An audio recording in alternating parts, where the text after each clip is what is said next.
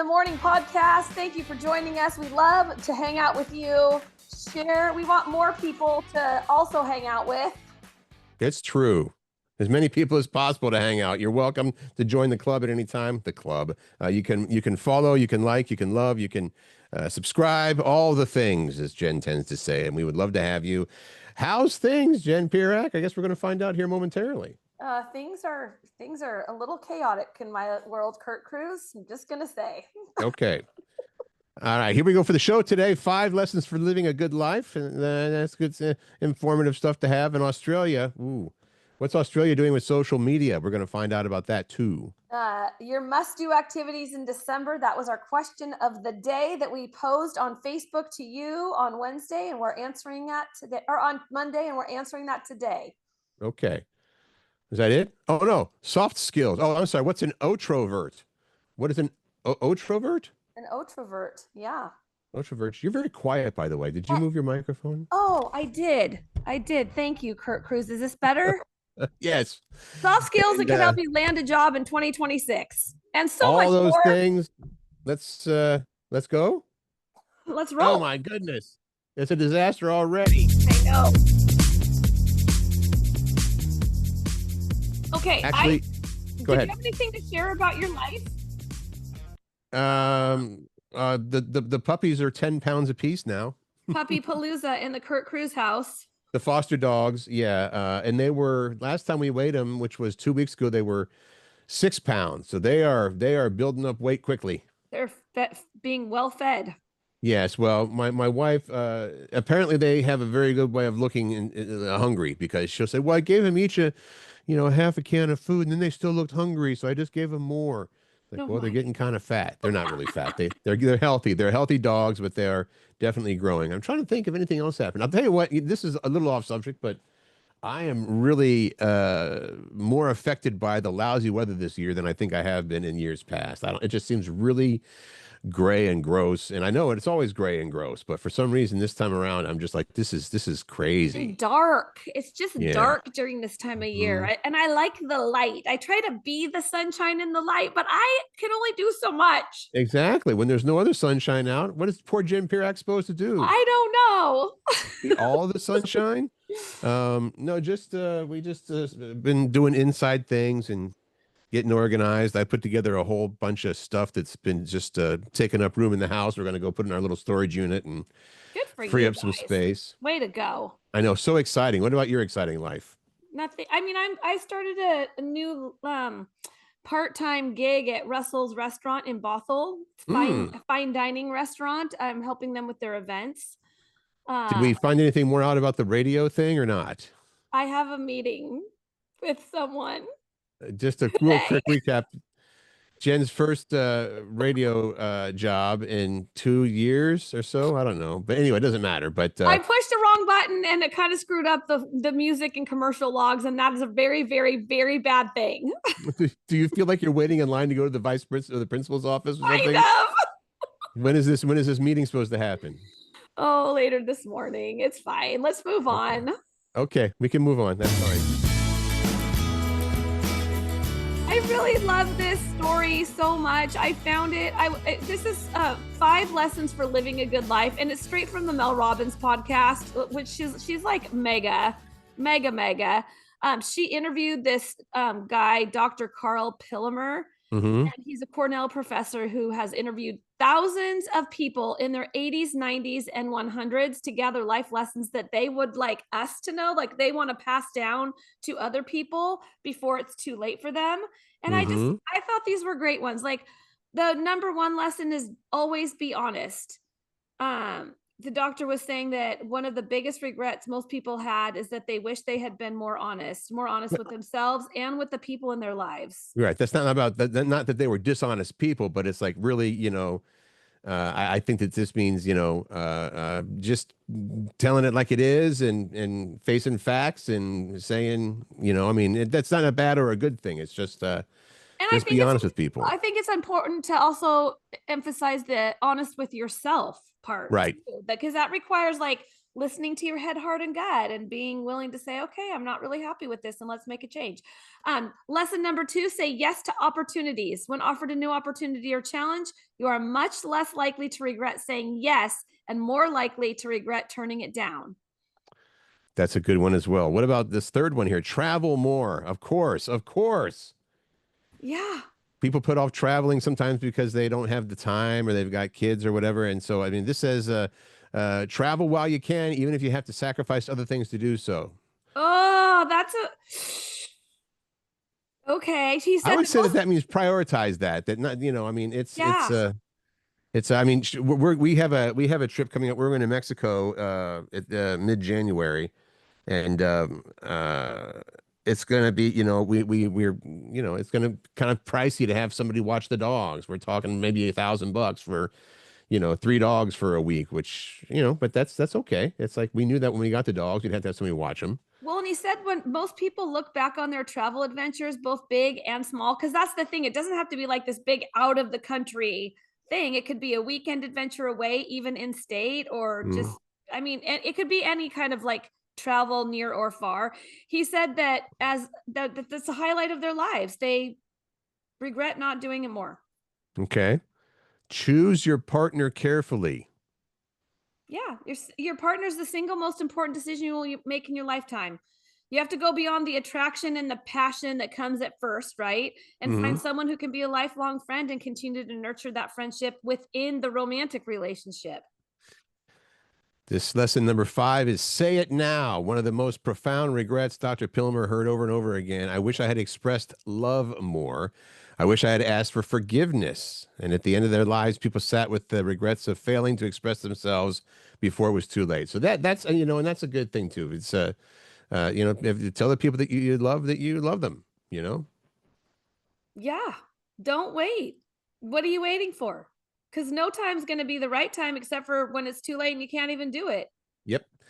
It's I'm finding that self, but just this a little off subject thing too. But it's a weird now that my dad has passed away. It was May, but just the things that pop into your head. Oh, I need to tell dad about that. Oh, wait, or Yeah. something. Yeah, that's a good one. Say it now. He gave a Uh, bonus one, or I should say, he gave a bonus one in her podcast, and it said, "Go easy on yourself regarding mistakes and bad choices you've made. You can't change what's happened in the past. You have to accept yourself, mistakes and all, because you won't get anywhere by looking back and second guessing. So it's like accept it, learn the lesson, move on." all right, I good thought story. those I'm were glad you put that one good. in I here. like those. Those were just like, I hope people take those to heart. I am. I'm just, yeah. And yeah, and again, old people, old people like myself. Okay, it's a good advice from people who know. Let's just put it that Yeah, way, right? that's the Yeah. thing. That's the thing. All right. This has nothing to do about improving your life necessarily. So, This is uh, opposite of that, actually. when I was asking people when it first started, so this is not that long ago, but what's the whole deal with this whole 6-7 thing? And they say the deal Curt, is it's time not out. go. You cannot just say 6-7. You have the whole point of it is you have to do it with the hand gesture. 6-7. Okay, 6-7. Um, and the way I was explained to me was like, well, the idea is that it doesn't really mean anything, and you're not supposed to get it. It's like, explain it to me. What is the deal? Why, so 6-7 means what? It's like, it's nothing. It's just something we do to be goofy. And it's the So, word of the year for dictionary.com. The word of the year. right. First of all, they're numbers, and number two, there's two of them. All right. And so, and of course, the whole thing was when you say some combination of 6-7, the young people go crazy and make a lot of noise. And so, California-based burger chain In-N-Out, you've heard of In-N-Out burgers, they have banned the order number 6-7 or 67. So when they're saying, okay, order up for 64, 65, order up 66, okay, order up 68. They just skip right over 6-7 because of the Why? hysteria. Because I think it would be funny if the order person came on and said, order number 6-7. Teenagers have been hanging out at In-N-Outs in big groups waiting to hear order 67. So they can freak out. A bunch of videos have been making rounds on social. So now there's a clip of an In-N-Out worker in LA telling a guy they officially removed the number from their orders. I think that'd be hilarious if all the kids are waiting for that and you just skip I right do over it. too. And you know what other number that they've banned? Order number? Oh, 69, baby, 69. So they won't say 67 or 69. So I feel bad for the 60s. yeah, poor 60s. What did they ever do to hurt anybody? Right? Yeah. You know, on the one hand, if you got kids hanging out waiting to hear that number, they're probably spending money in your store, right? Yeah. And buying things. However, the hilarity to me is just, you know, that if you don't tell them and they're all like waiting on, I you know, with know. I bated know. breath, and then all of a sudden it goes right to 6-8. So, And all they're right. like, ah. Dang it, In-N-Out Burger. All right, another kid's story. This will be interesting to see what happens. I think Australia. so. Fascinating for sure. Australia just kicked kids off of social media. It's true. There's a new law that went into effect. This is, I think it goes into effect today or yesterday, maybe today, that bans all social media for kids age 15 and under. The first country in the world to do it, Australia. It includes age restrictions on all the major platforms. So this is 15 and under cannot use Facebook, TikTok, Instagram, Snapchat, and even YouTube.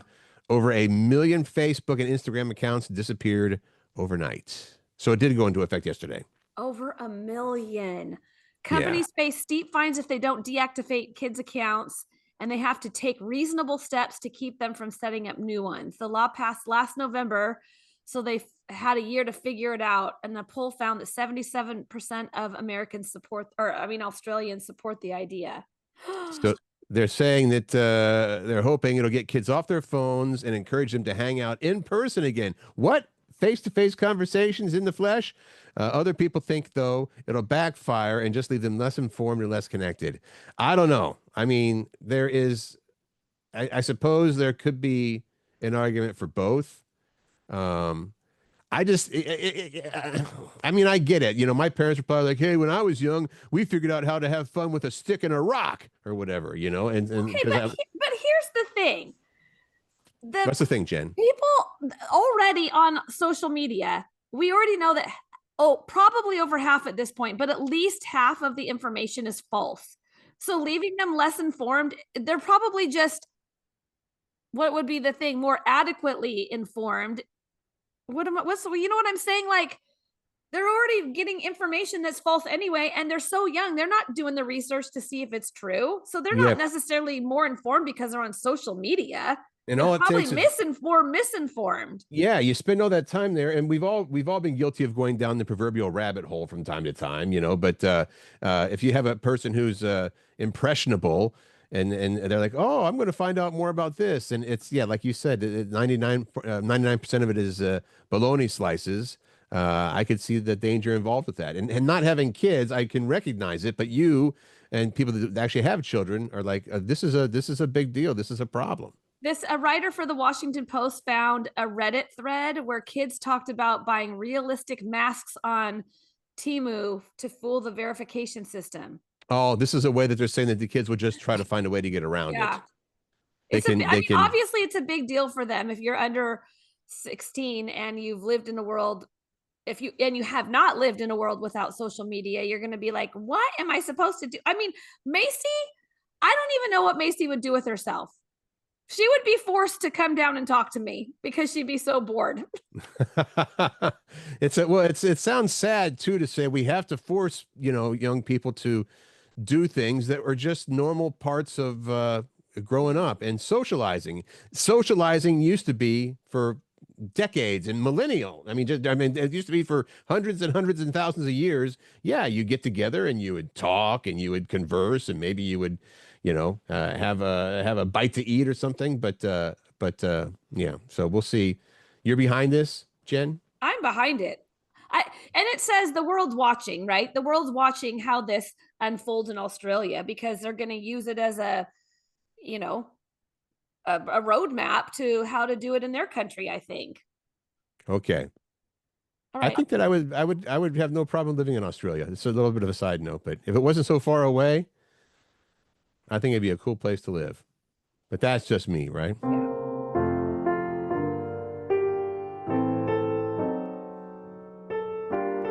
Yeah. That sounds depressing somehow for this story.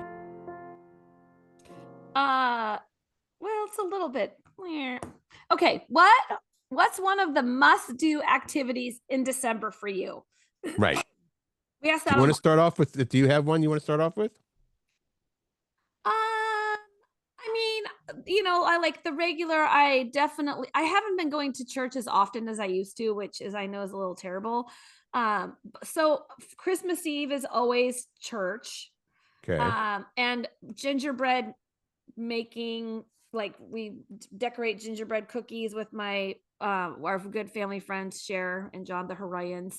And also I try to go do Santa pictures with the girls, even though they're old. Older.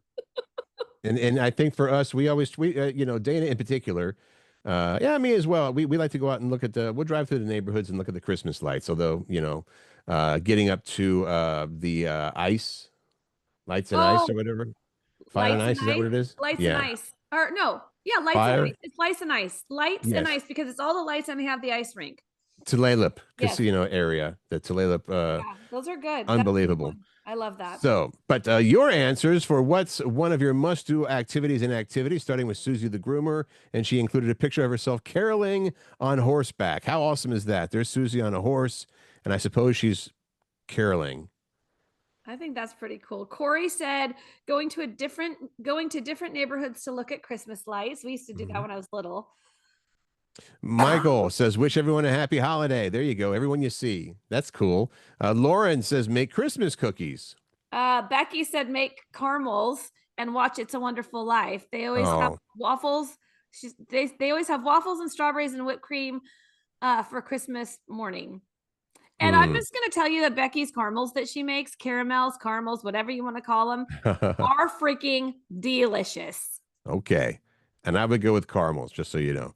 And my do's, these are things to do. Well, the question was, what's your one must-do activity in December?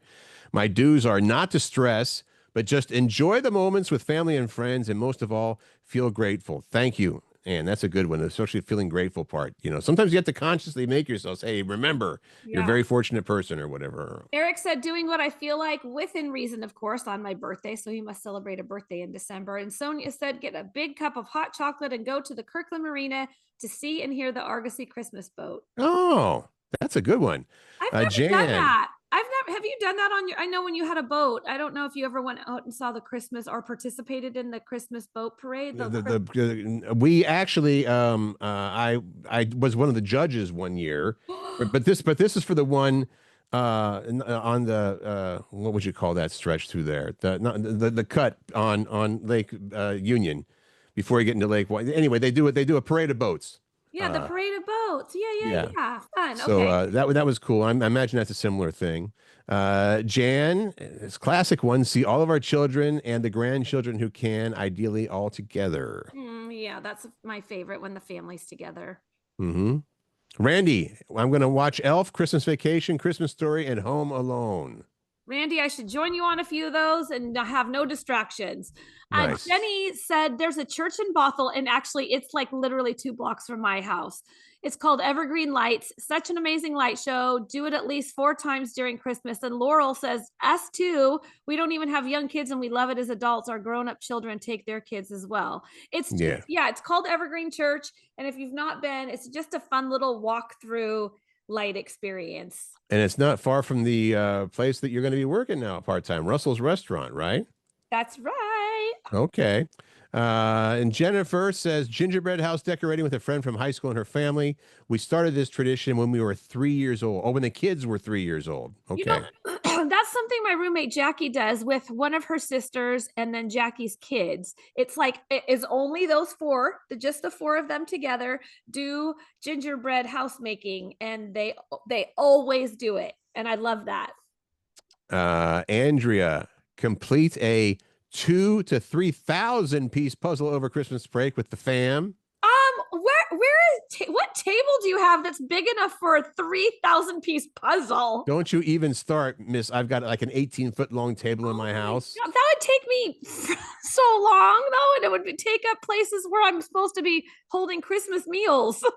That's Dana, my wife, loves doing the puzzles too. Me So too. Brad, his answer was Olympic Peninsula. Go to the Olympic Peninsula and check that out. And Jen just said, enjoy the season. Hmm. Sometimes that's hard. I mean, it seems such those are easy words, right? Enjoy the season. Well, duh, of course. But I think that sometimes it's hard to do because there's so much hustle and bustle that goes with it, right? Like right now, I'm like, oh my God, I got to get up my Christmas decorations still. I only have some of them up and I need to, I need to finish my Christmas shopping and I need to wrap the presents and Yep. That's I know it can get a little harried, I guess is the word, right? So, yeah. hey, thanks for participation, and we will of course have a new, a brand new question of the day coming up here at the end of the show. All right. I just thought this was funny. So I want to hear this. I don't even know anything about this. What is the deal? This is from GameStop, all right, and GameStop is if you don't know about it, it's just it's a store. It's there's a bunch of stores, with games, video games, and stuff like that. And so they had something called you can trade in your games. Are we boring you, like Curt Cruz? Yeah, I'm tired. But they had something called Trade Anything Day this past Saturday. The idea was that you could bring in almost anything and get some amount of store credit to use. Trade Anything Day at GameStop. And if you're thinking, oh, they brought in old video games and VHS tapes, well, that'd be correct. But there are also some pretty strange things when they say, hey, bring in anything. We'll give you some store credit. And so here's what some of the things they received: taxidermied animals, including a bobcat and a goose, a tiny Jesus. Oh, the creepy doll collection. Used that the number 3, the creepy doll collection. They're just trying to get rid of their creepy dolls. Like, I got a great idea. No kidding. Used Air Jordans, a speed limit sign. It was 20 miles per hour. This number 6 was, and again, these things people were going to trade on Trade Anything Day at GameStop. A dog portrait, and then somebody even tried to bring in a living pet dog. Hopefully that was a joke, but it was accepted. Oh no! That had to be a joke. Here, take my dog. Brought in a can of whoop ass. Somebody brought in an instant streaming Wii. Remember Wii discs? Yeah. And an old Netflix sleeve envelope. Oh and, my! Somebody tried to trade in a copy of the Declaration of Independence. And then some people brought in VHS tapes with episodes of Friends. So anything you brought in, you would get a minimum of a $5 credit, and you also got to get rid of your creepy doll collection. They took in more than 80,000 items during the event. One person traded in a non-alcoholic cider for the employees. Okay, well, now we know. Next year, some people went onto social media to complain about how frustrating all the chaos was. What do you expect when it's a Trade Anything Day? Like, expect the chaos, for crying out loud. Expect the chaos and embrace it. Embrace the chaos. Life decisions people stress over most. And this is from a journal. I figured this would be a story from Psychology Today magazine, which, by the way, I used to subscribe to, even though I have nothing to do with psychology in my life. It actually is a great magazine to read. It's got some, they got some good life tips in there, I guess. All of us have psychology in our life. We're one big psychology. This is from the Psychological Science Journal, and it was asking about stress and what people stress over. Life's toughest questions have a consistent theme: perceived risk. Perceived risk is the theme that causes stress. The study asked people about their toughest, most stressful life decisions, then compiled them in a list of the riskiest choices people are faced with. Okay, Jen, here's the top 10. Go ahead. Accept whether or not to accept a new job. Followed by whether to quit your job without an alternative gig. That's a tough one. Whether to invest money, whether to drive a car. That's when you're tired or buzzed or there's bad weather. Don't drive a car then. No. In bad weather, you have no choice. The other things, take a cab. or Uber. That sounds so old. Take a cab, take an These are Uber. all good ones that I have stressed over before. Whether Whether to to become become self-employed, self-employed. Yeah, that's me. I guess I'm kind of self-employed. Whether or not to buy a house, whether to get surgery.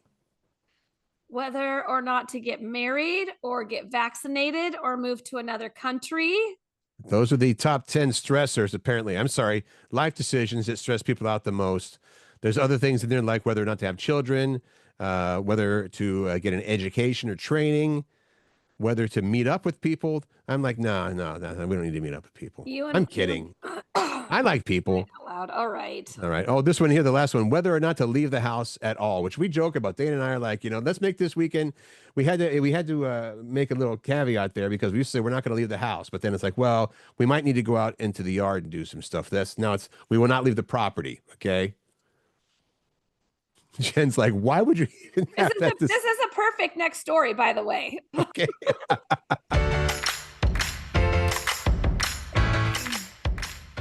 All right.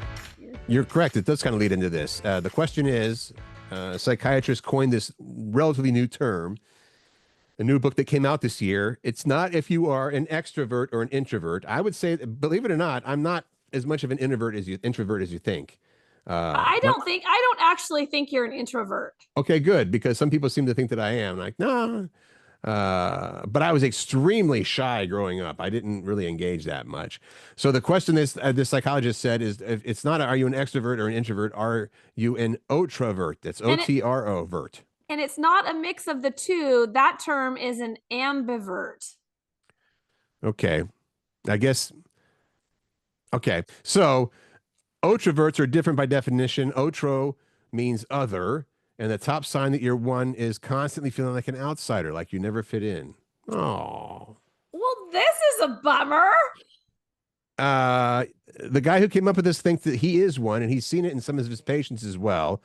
He says Otroverts can be extremely social and well liked. They're just more about the one-on-one and don't really connect with groups.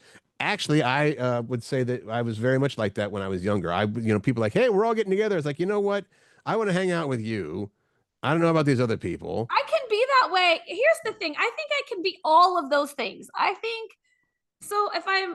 Because there's times when I'm like, I don't like this big group thing. I would much rather hang out with people one-on-one so I can have more meaningful conversations with them.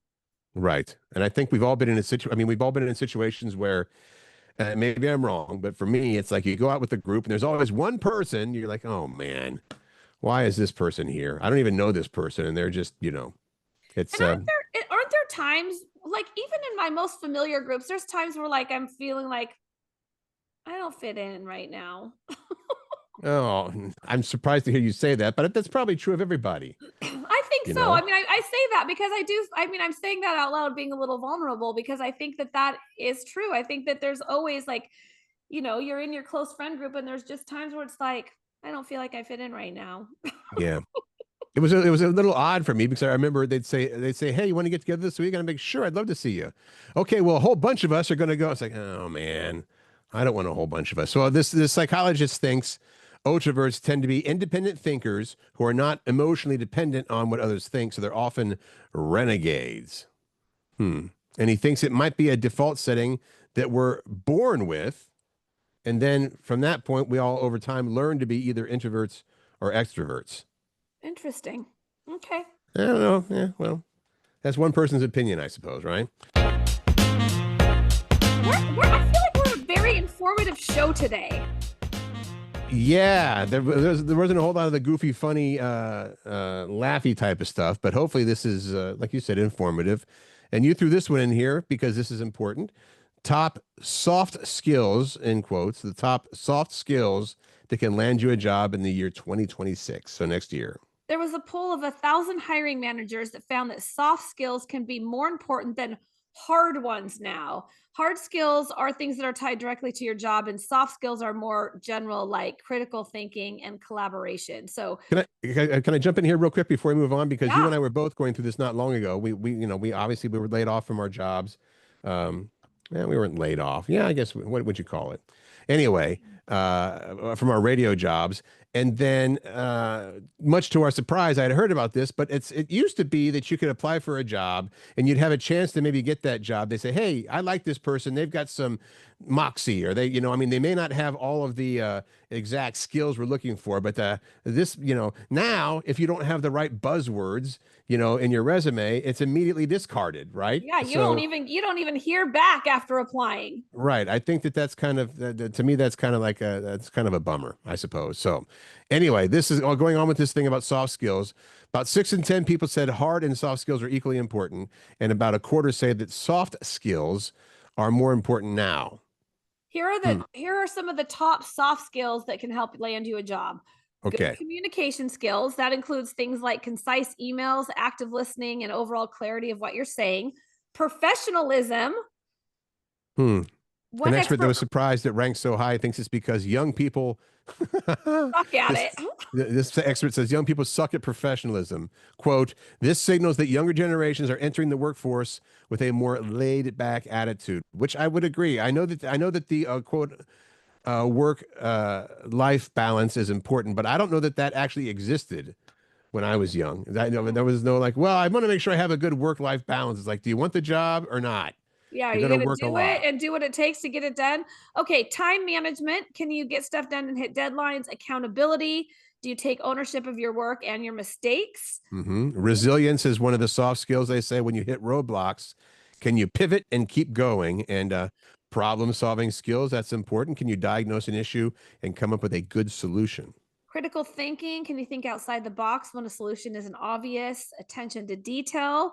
If your work's always has to be double checked, that's a lot less valuable. They also throw in collaboration skills as you work if you work well with others, or are you an Otrovert? And adaptability, if you're flexible on how well you deal with change. Being able to incorporate AI into your job is going to be a big one for a lot of people coming up. So, yeah, I think getting back to what I said before, I was sort of disappointed. It's like, well, what do you do to set yourself out? You've got 400 resumes coming in. Everybody has the exact same skill set, and again, if you don't have the right buzzwords in there, is that what they call buzzwords? Is that what you'd say? Yeah, like keywords. Yeah. Yeah, then immediately you get your resume is discarded and you're out of luck, and you can't like even call somebody and say, "Hey, let me just tell you something about myself." That's not how it goes. None of that. Soft skills. All right, let's do this.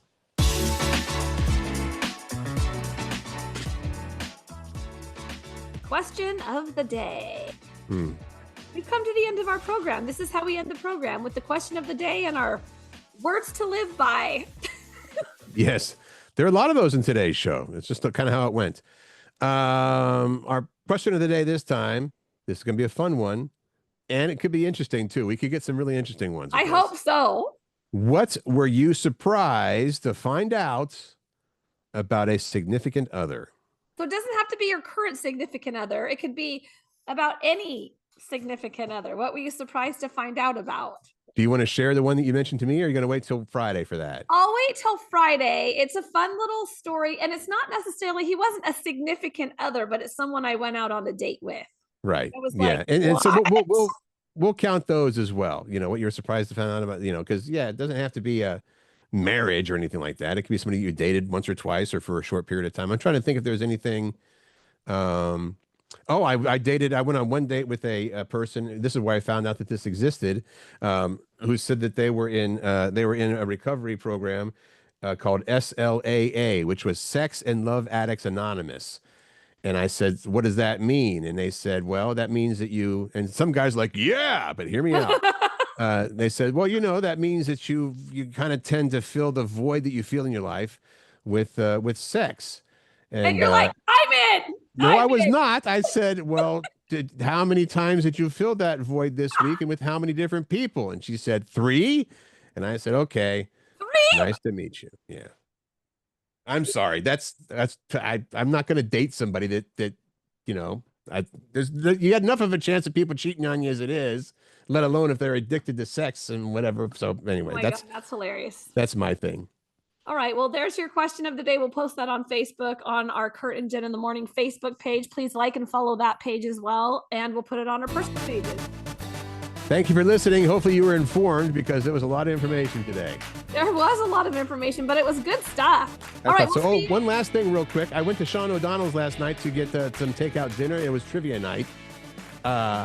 It was a madhouse because they were having the finals of their trivia contest involving all of the locations. I've never seen that place so packed and crazy other than on St. Patrick's Day. Oh my God, that's awesome. All right, we'll see you on Friday with a new episode. Until then, make good choices, find joy, spread kindness, and laugh and be informed, but mostly laugh. It's good for the soul. We'll talk to you soon.